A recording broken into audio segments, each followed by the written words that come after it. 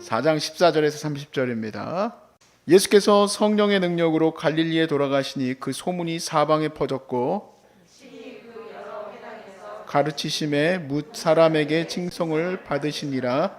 예수께서 그 자라나신 곳 나사렛에 이르사 안식일에 늘 하시던 대로 회당에 들어가사 성경을 읽으려고 서심해 선지자 이사야의 글을 들이거늘 책을 펴서 이렇게 기록된 데를 찾으시니 곧 주의 성령이 내게 임하셨으니 이는 곧 가난한 자에게 복음을 전하게 하시려고 내게 기름을 부으시고 나를 보내사 포로된 자에게 자유를 눈먼 자에게 다시 보게 함을 전파하며 눌린 자를 자유롭게 하고 주의 은혜의 해를 전파하게 하려 하심이라 하였더라. 책을 덮어 그 맡은 자에게 주시고 앉으시니 회당에 앉은 자들이 다 주목하여 보더라. 이에 예수께서 그들에게 말씀하시되 이 글이 오늘 너희 귀에 응하였느니라 하시니 그들이 다 그를 증언하고 그 입으로 나오는 은혜의 말을 놀랍게 여겨 이르되 이 사람이 요셉의 아들이 아니냐. 예수께서 그들에게 이르시되 너희가 반드시 의사야 너 자신을 고치라 하는 속담을 인용하여 내게 말하기를 우리가 들은 바 가버나움에서 행한 일을 내 고향 여기서도 행하라 하리라. 또 이르시되 내가 진실로 너희에게 이르노니 선지자가 고향에서는 환영을 받는 자가 없느니라. 내가 참으로 너희에게 이르노니 엘리야 시대에 하늘이 3년 6개월간 닫히어 온 땅에 큰 흉년이 들었을 때에 이스라엘에 많은 과부가 있었을 때 엘리야가 그중 한 사람에게도 보내심을 받지 않고 오직 시돈 땅에 있는 사렙다의 한 과부에게 뿐이었으며 또 선지자 엘리사 때에 이스라엘에 많은 나병 환자가 있었을 때 그 중에 한 사람도 깨끗함을 얻지 못하고 오직 수리아 사람 나아만 뿐이었느니라. 회당에 있는 자들이 이것을 듣고 다 크게 화가 나서 일어나 동네 밖으로 쫓아내어 그 동네에 건설된 산 낭떠러지까지 끌고 가서 밀쳐뜨리고자 하다. 예수께서 그들 가운데로 지나서 가시니라. 아멘. 우리가 어떤 일을 맡았다면 좋은 결과를 내야 되겠죠. 당연히 칭찬받고 또 존경받을 만한 결과를 내야 되죠. 신앙인으로서 살아가는 사람들에게는 근데 모든 게 다 그렇게 되지는 않습니다.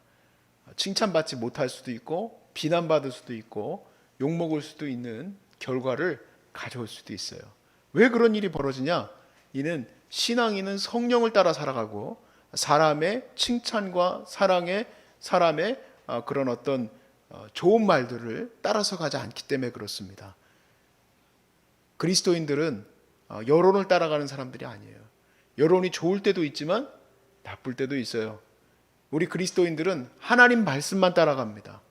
우리 그리스도인들은 성령께서 원하시는 대로만 갑니다.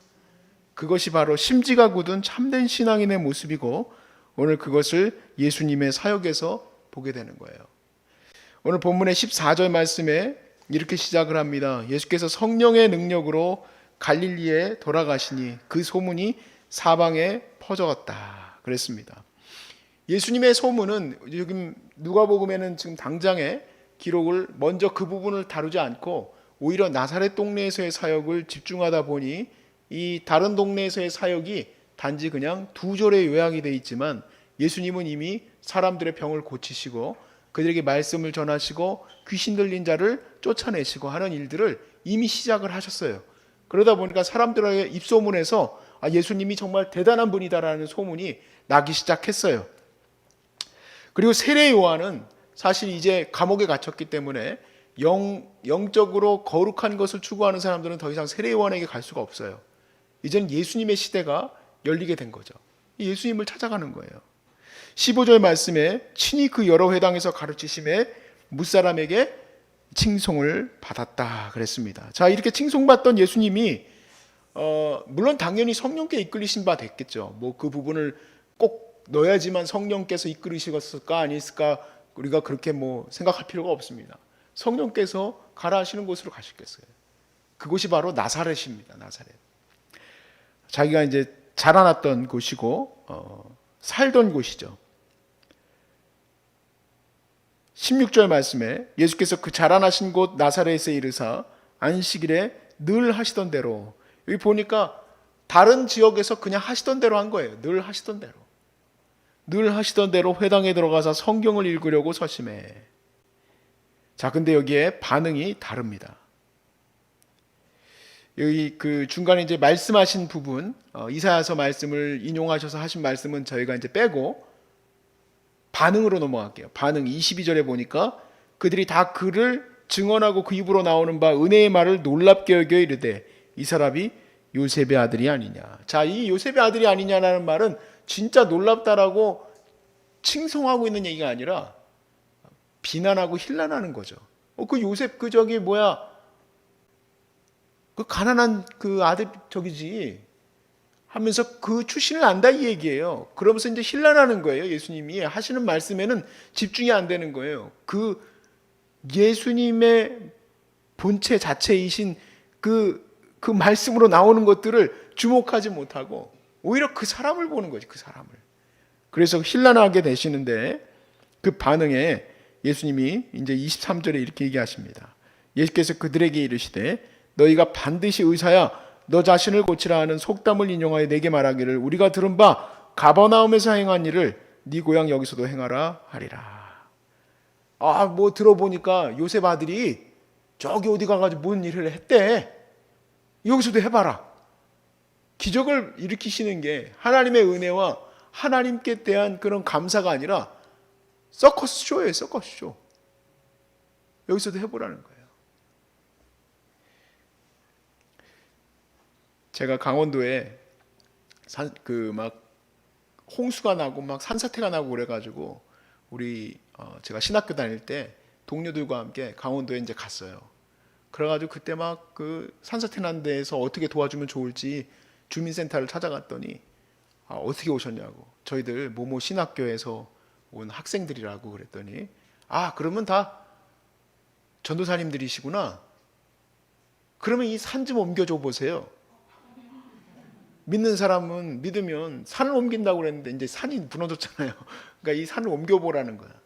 니들이 와서 기도해가지고 산을 옮기라는 거는 진짜 산을 옮기라는 얘기입니까? 비난하는 겁니까? 그렇죠. 비난은 웃기고 있네 하는 거지. 너네들 믿음 웃기는 거다. 그래도 와서 반갑다. 뭐 그런 내용 같아요. 산을 옮겨보라고. 그러면 제가 거기서 산을 옮기겠습니다. 삽을 한 자루 주십시오. 이러겠습니까? 아무 말도 못해요. 근데 예수님은 뭐라고 하세요? 또 거기다 대고.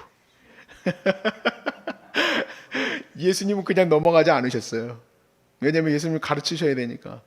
자, 24절 말씀에 이르시되 내가 진실로 너희에게 이르노니 선지자가 고향에서는 환영을 받는 자가 없느니라. 이 말씀을 하심으로 오히려 나사렛에서는 사람들이 예수님의 가르침을 따르는 이가 거의 없었어요.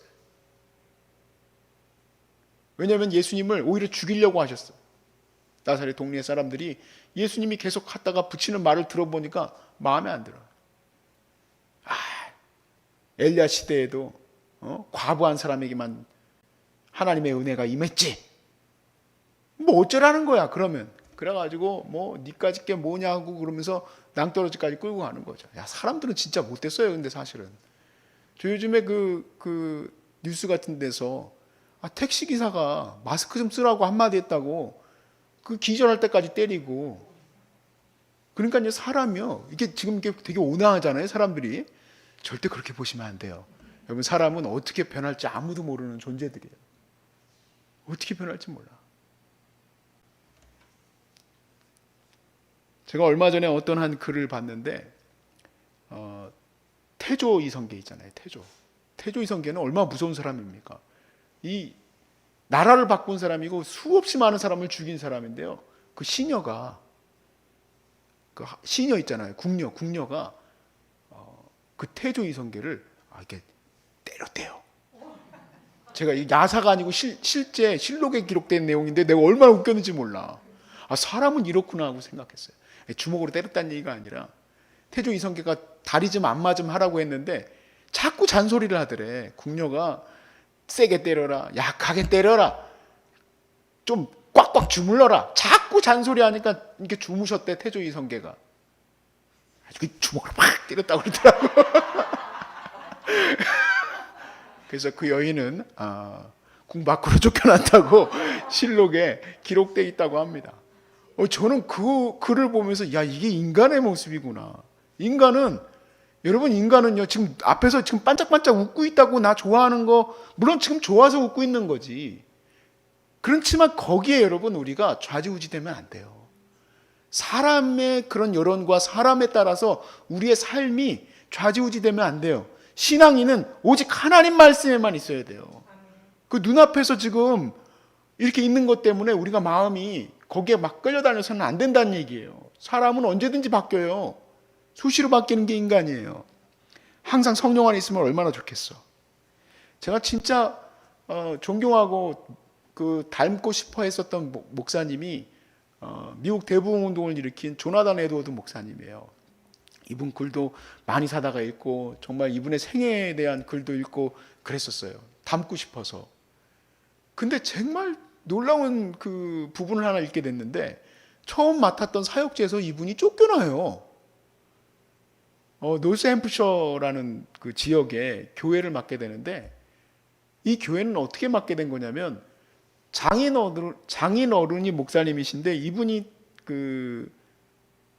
목회하시던 교회예요. 장인 어른이 목회하시던 교회에 그 부목사로 들어가 있다가 장인 어른이 갑자기 돌아가셨어. 그래가지고 이제 이 조나단 에드워드 목사님 젊은 나이에 이 목회를 하시는데 잘 못해가지고 쫓겨난 게 아니지 않겠나. 글쎄, 그걸 상황은 또 봐야 되겠지만 쫓겨났어요. 근데 그거에 대한 해설들을 쭉 읽어보면 이런 내용이에요. 뭐냐면 그 장인 어른이 스타돗 목사님인데, 이 목사님은 굉장히 이렇게 설교가 뭐라 그럴까, 이렇게 재밌으신가 봐. 이렇게 들어보면 막 이렇게 몰입도가 있고. 그런데 이 조나단 에드워드 목사님 설교 스타일은 유명하거든요. 눈이 또 안 좋으시고 원고를 그대로 읽는 스타일이에요. 이런 거죠. 우리가 어떤 일을 맡았다면 잘해야겠지요. 근데 이것도 눈이 안 좋으셔가지고 이렇게 가까이 돼가지고 해야 돼. 너무 갭이 크죠. 근데 사실요, 조나단 에드워드는 그 신앙 감정론이라는 책도 썼지만, 사람들에게 말씀을 전하는 이 설교는 절대 말기술로 하는 것이 아니다라는 얘기를 해요. 말기술로 해서는 안 되고 성도의 그 양심에 불을 지피는 아주 중요한 자리다 라는 말을 해요. 그러니까 이렇게 저도 말실수가 많은 사람이에요.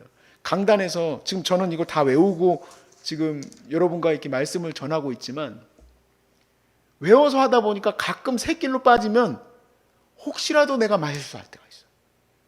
혹시 말실수하고 나서 제가 예를 들어서 누구에게 찾아가가지고 미안합니다 그러면 말은 어떻게 된 거예요? 이미 다 엎질러져 버린 거잖아요. 그러니까 정말 조나단 에드워드 목사님은 하나님 앞에 그렇게 서고 싶어하는 마음을 가졌던 거지. 근데 저는 이게 오랫동안 이렇게 설교를 해오다 보니까 불안해. 저는 오히려 여러분들을 보고 설교를 해야지 안 불안하지, 이 원고를 보고 설교를 하면 사실은요, 솔직히 말하면 버들버들 떨려. 이게 왜 이렇게 이런 현상이 일어나냐면 원고를 파악을 못했다는 얘기예요. 내가 이 본문 해석도 뭔가 부족한 거고, 원고에 대해서 내가 이해가 부족하니까 자꾸 이렇게 눈이 밑으로 내려가는 거지. 그럼 벌써 마음속에서 벌써 설교를 절하면서도 두 마음이에요. 야, 너 왜 그래?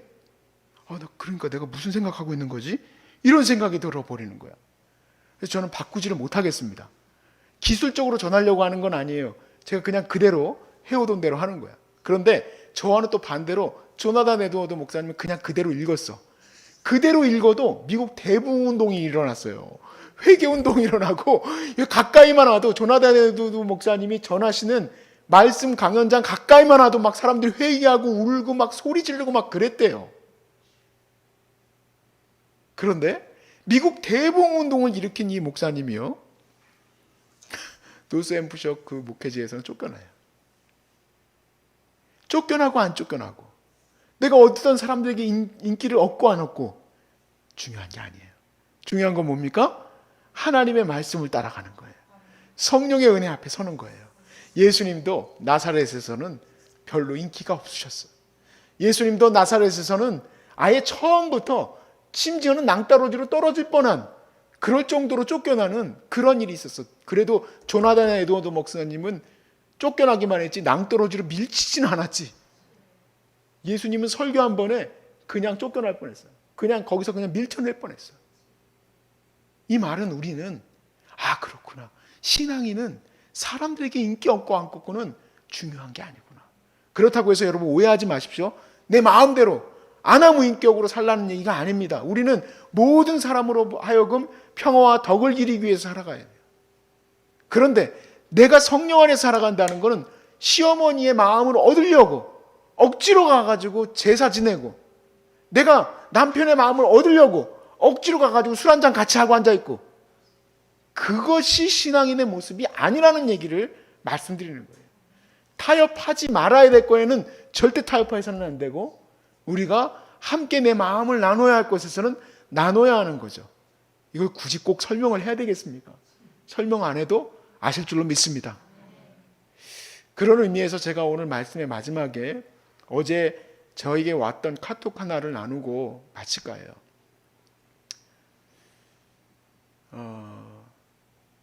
어제 크게 기사가 하나 났습니다. 사실 부산에 세계력교회라고 손현보 목사님 교회가 1000명이 예배를 드렸다고 기사가 많이 나왔습니다.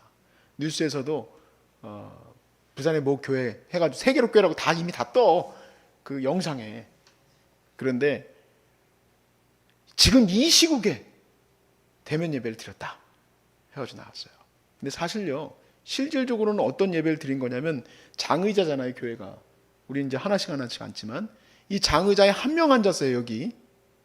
그리고 이쪽 뒤쪽 편은 이쪽 반대로 지그재그로 앉았습니다. 완전히 대면이긴 대면이지만 철저하게 방역 수칙을 따라서 예배를 드렸어요. 왜냐하면 예배를 안 드린다는 거는 정말 있을 수 없는 일이라고 생각을 하신 거죠. 그리고 어제 이제 마지막 설교였어요. 사실은 이제 당국에서 교회를 폐지시켜 버렸어. 울면서 말씀하시는 게 저한테 카톡으로 와서, 제가 사실은 어떤 분들이 저한테 뭐 설교를 보내주시거나 뭐 어떤 영상을 보내주시면 저는 절대 안 봐요. 사실은 안 봅니다. 그거 볼 시간이 없어요. 그런데 그거는 다 봤어요. 울면서 말씀을 전하시는데 제가 너무 무섭고 너무 마음이 정말 답답하더라고요. 왜냐하면 나는 그렇게 못할 것 같아. 나는 사람들에 대해서 그 정도로 두려워하지 않고 하나님만 두려워할 수 있을까? 이런 생각이 들었어요. 이분이 당국의 길을 안 따라간 거에 대해서 교회도 핍박하는 사람들이 욕을, 지금 뭐 교회가 뭐 한마디만 하면 욕 막 해요. 욕을 하고, 또 교회의 목사님들도 욕을 할 거고, 꼭 그래야 되겠느냐? 욕을 하겠지만 이분이 가지신 믿음에 결단이 있는 것을 제가 보게 됐어요.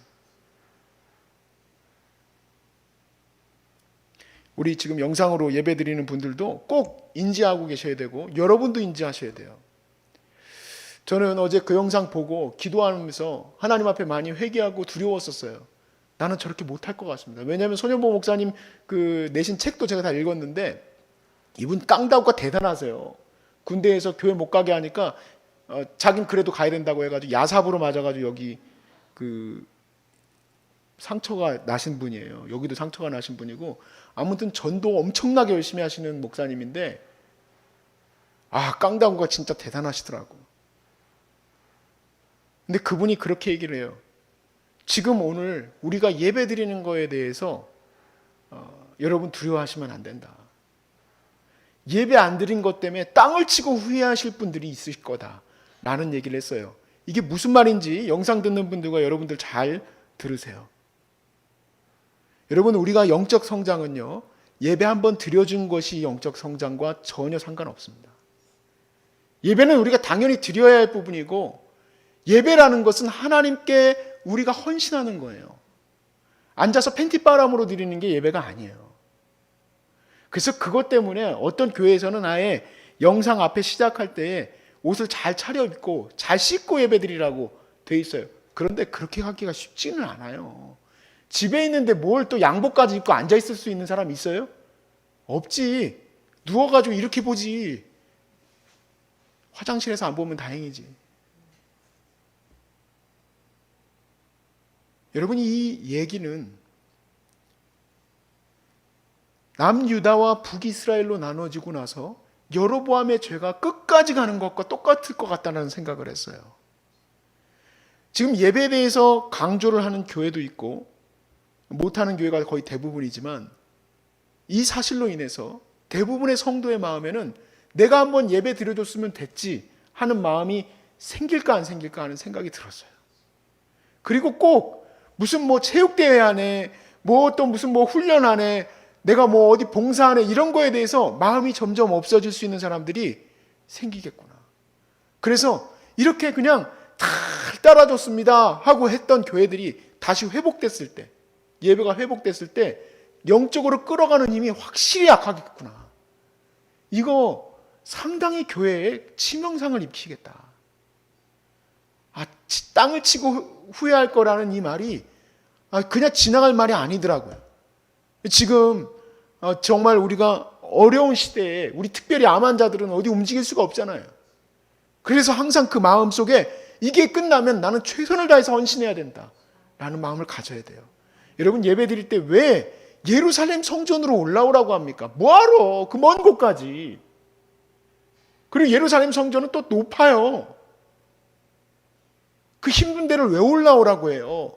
그냥 이스라엘에 있는 사람들은 베델과 단에 자기네 집 가까운 곳에다가 하나님의 예배의 처소를 만들면 되지.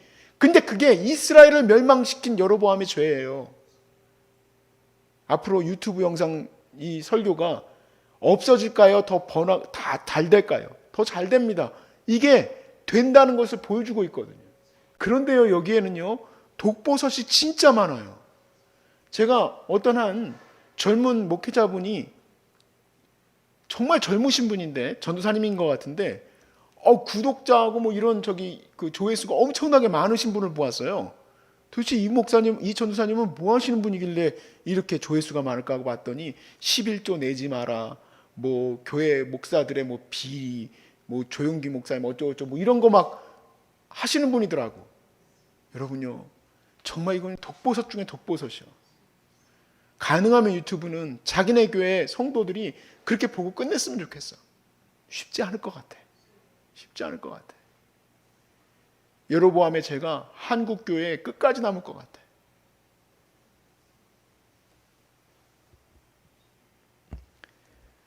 맞는 말입니다. 교회는 핍박 받을 때는 핍박 받아도 돼요. 욕 먹을 때는 욕 먹을 수도 있어요. 반드시 칭찬받는 거 아닙니다. 그런데 못된 짓 하고 욕 먹는 건 잘못됐죠. 그렇지만 우리가 물러설 수 없는 것에서는 물러설 수 없어요. 하나님의 거룩한 말씀 앞에 서야 될 때는 서야 돼요. 지난 주일인가 토요일인가 언젠지 모르겠어요. 저희 어머니가 카톡을 보내주셨는데 그 나라에서 공무원들이 나와가지고 예배 드리지 말라고 또 난리 치려고 왔대. 근데 우리 여기 뒤에 보수해 주신 수지 선한목자교회 목사님이 그날 설교를 하셨는데 목숨 걸고 설교했대요. 목숨 걸고.